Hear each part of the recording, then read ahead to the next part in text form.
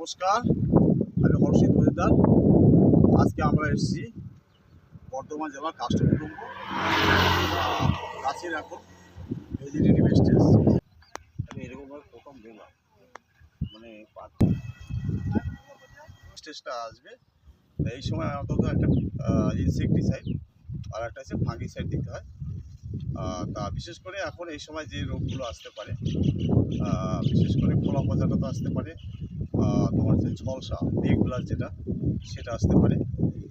এই সময় ফাঙ্গিসাইড হিসাবে মেনলি আমরা যদি ব্লাস্টের উপস্থিতি থাকে তাহলে আইসোপথিওলন বলে একটা ওষুধ পাওয়া যায়, সেটা হচ্ছে সাম্বানায় পাওয়া যায়। প্রতি লিটার জলে 1 ml গুলো স্প্রে করতে পারি।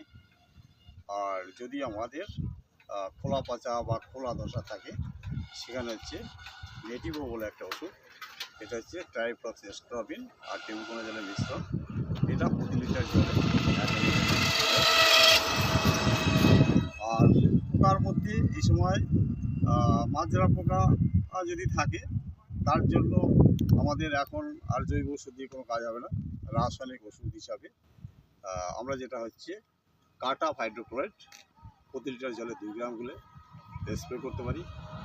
আর হচ্ছে পাতা মোড়া যে একটা পোকা আছে, অর্থাৎ পাতাটা 2 দিক থেকে আস্তে আস্তে মুড়ে ওইখানে তারা খেয়ে নেয়, সেই জন্য এক ল্যামডাসাই হ্যালোথ্রিন বলে একটা ওষুধ আছে, এটা প্রতি লিটার জলে 1 ml গুলে স্প্রে করতে পারেন।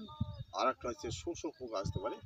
শোষক পোকা 2 রকম হয়, বাদামি হয়, আর একটা হচ্ছে যেটা সবুজ শ্যামা পোকা বলি, কালী পূজার আগেই আসে। তার জন্য অ্যাসিভেট স্প্রে করতে পারি প্রতি লিটার জলে 1 গ্রাম, অথবা বুপ্রোফেজিন প্রতি লিটার জলে 2 গ্রাম গুলে স্প্রে করতে পারি। এই স্টেজে আমি বলবো রোগ আর একটা পোকার ওষুধ দিতে হবে, কারণ ধান ফুলে গেলে আর কোনো ওষুধ স্প্রে করা যায় না। সেই জন্য ধান ফ্লাওয়ারিং স্টেজের আগে আমাদের একটা প্রিকশন নিয়ে নিতে হবে, কারণ ধান ফুলে গেলে সেই স্টেজে আমরা কোনো ওষুধ স্প্রে করতে পারি না।